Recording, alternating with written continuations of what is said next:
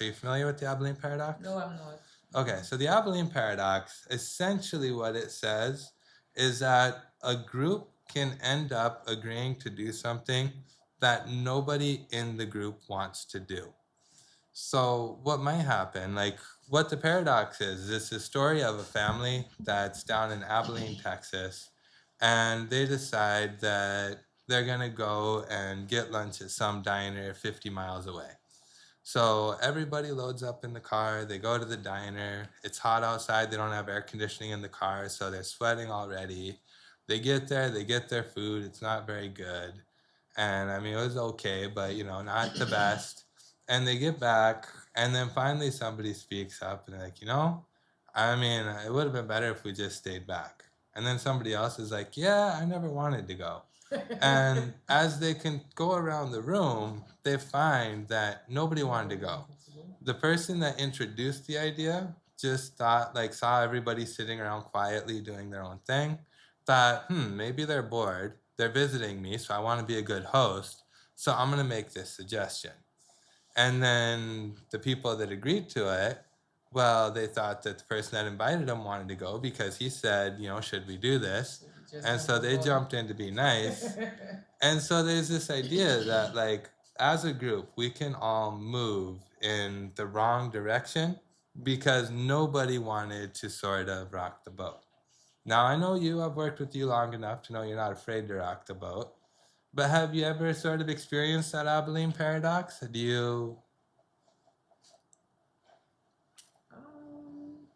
or why do you think that happens? Why do you think the Abilene paradox is even a thing?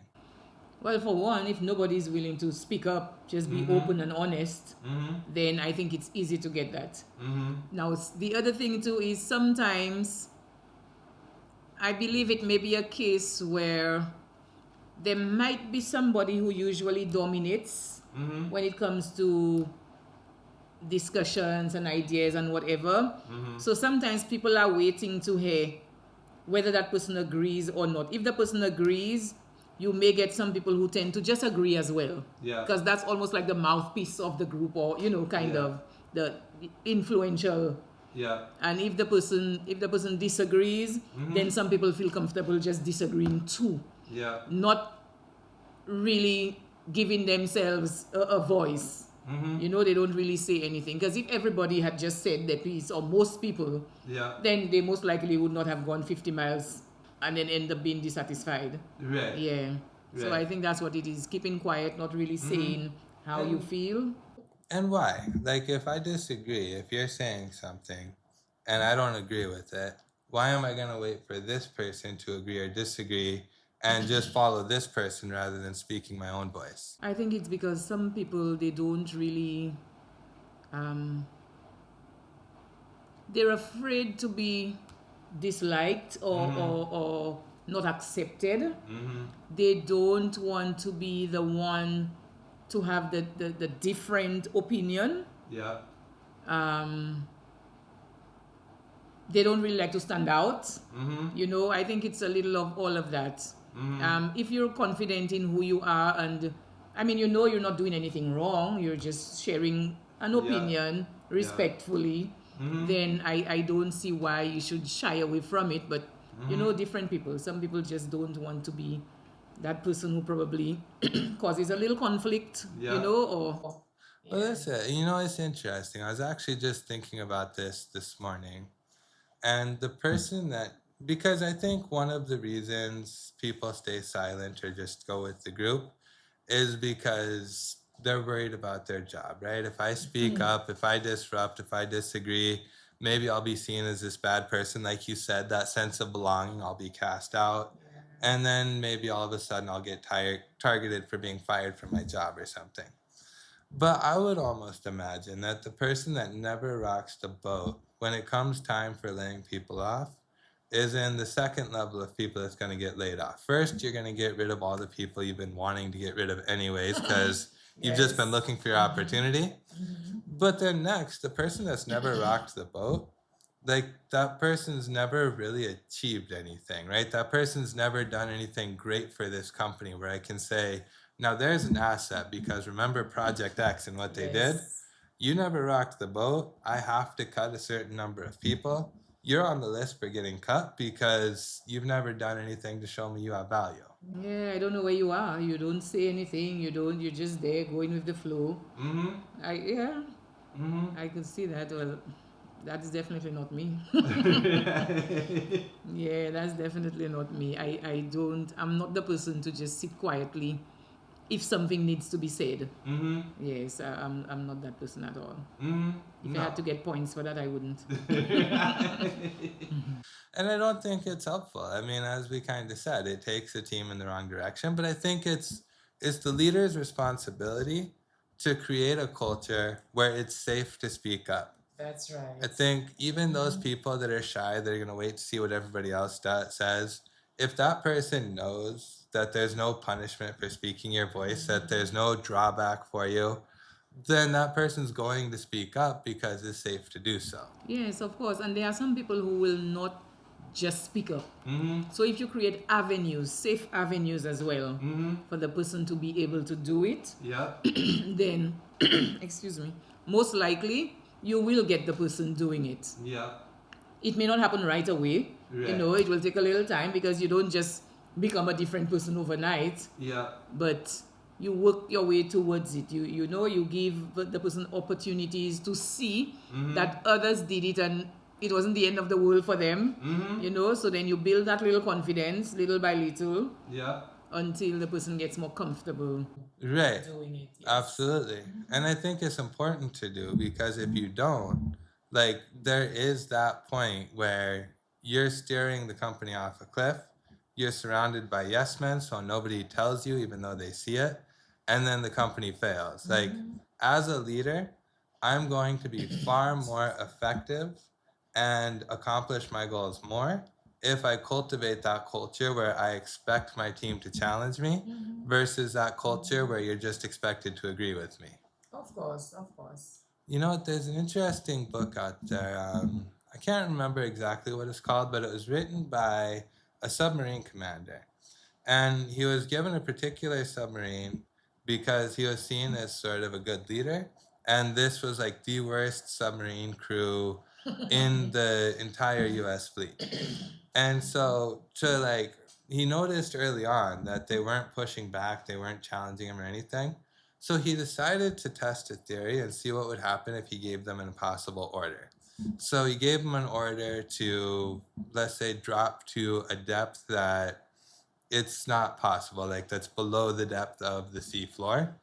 And they went through their process because the process is he gives the order, then X person relays the order to whoever, they do their part, it gets relayed and whatever, it gets communicated around. There's a whole process on a submarine for how they say it.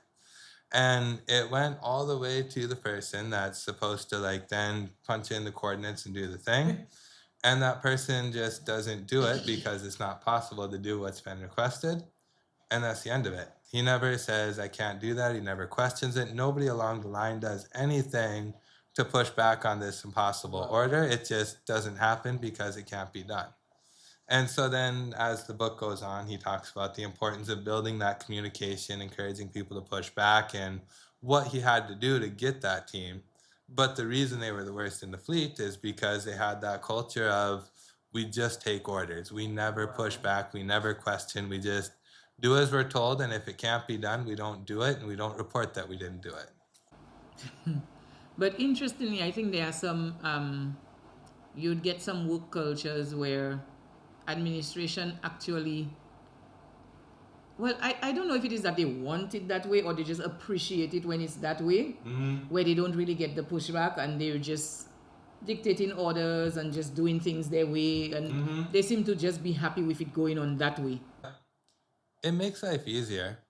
I mean, I will say that while conflict is essential, if you don't have conflict on your team, then your team's struggling and you're lying to yourself because just because you're not aware of the conflict doesn't mean it's not there, right? But it does make my life easier to just sort of live in this fantasy world, or at least for a while, where I think everybody's happy and everything's going well and we're meeting our mark.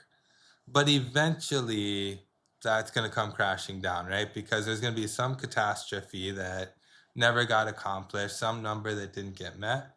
because I was just pretending. But for those weeks or months or however long it goes on for, I think the reason leaders don't like people pushing back is because it just creates stress. It's easier for me if I have a bunch of drones that just do exactly what I tell them to do. All right. As a leader, that's not. I don't think I would want that at all. Because the kind of person that I am, when I'm doing something, I appreciate feedback, whether it's positive or negative. Like constructive criticism. To me, nothing that I'm doing is going to be perfect. Well, Right. not to me. It will never be perfect. Right. To me, there's always room for, us to do it maybe a different Yeah. way, or some other suggestion, or even an additional thing to Yeah. whatever it is that's there. Yeah. And then for me to just come up with an idea and think, well, this is it, and everybody just has to accept it that way.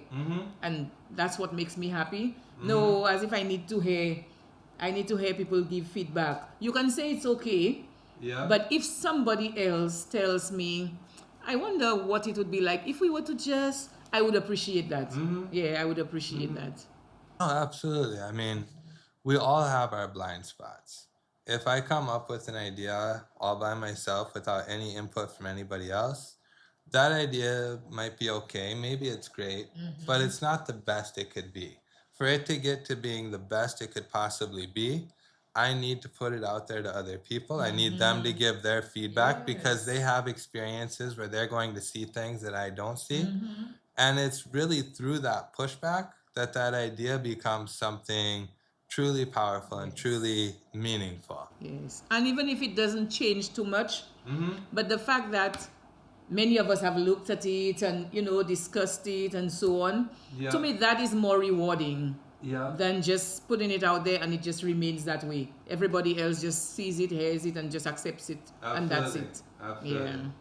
Yeah. One of the challenges with government is that in government, you've got these bureaucrats that have made their whole career there and whatnot. And so innovation isn't really a thing in government work because some guy comes around, let's say, and he implements some process or plan that he's super proud of.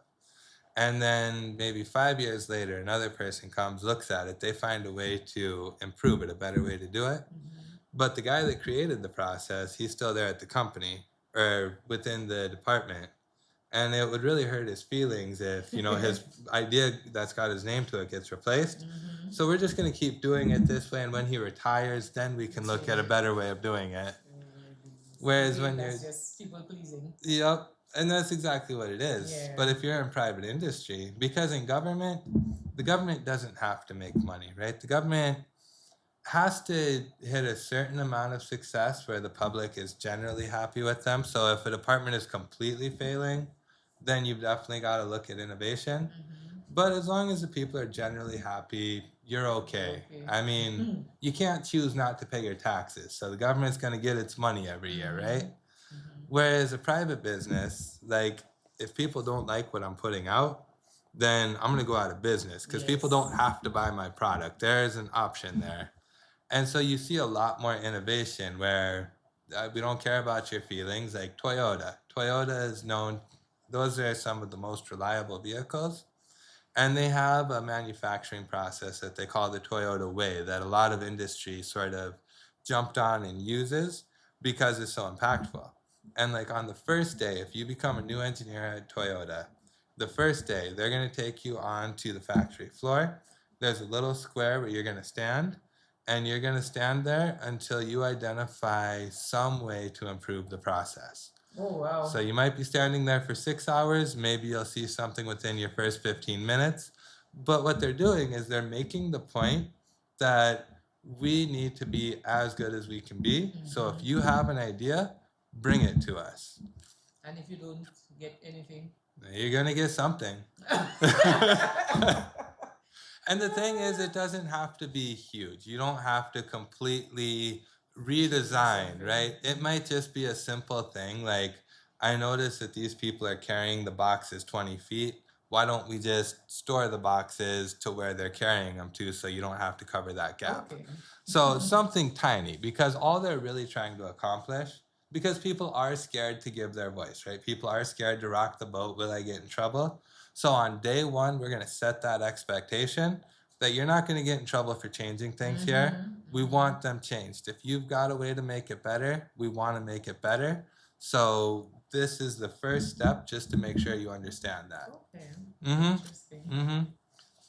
I know Pixar actually, they're another one that they had this idea where essentially what you do when you're making a Pixar film is you do daily. So you're making your little scene that's assigned to you. And before your scene's done and ready to be reviewed, you've got to bring your scene out and show it to all the other people so that the other people can see and tell you all the things to fix. So there are going to be things that you would have caught on your own if you just had a little bit more time. But you're supposed to do that so that we can always be getting good quicker. And I think when, you know what, this was when Pixar was bought by Disney. They were bought by Disney Okay. because Disney wanted Ed Catmull and John Lasseter. They were pretty much the leaders there that made Pixar what it was. And on their first day, like, they tried to do that with the Disney staff, and they showed some of their own work, and everybody just complimented it and said how great it was and amazing, and no one challenged it. Wow. And so they pulled the team. Well, they didn't pull them aside. Like, they got after the team. They were like, "Look, that's not gonna fly here. We know this isn't perfect. Give us the feedback. If we ever catch you not giving us feedback again, you're gonna be fired." Wow. And so they really set that Yeah, yeah, expectation right. that the trouble comes when you're quiet. When you're loud, we're happy. When you're quiet, your job's at risk. Yeah, because what are you bringing to it? Mm-hmm. Yeah. Exactly.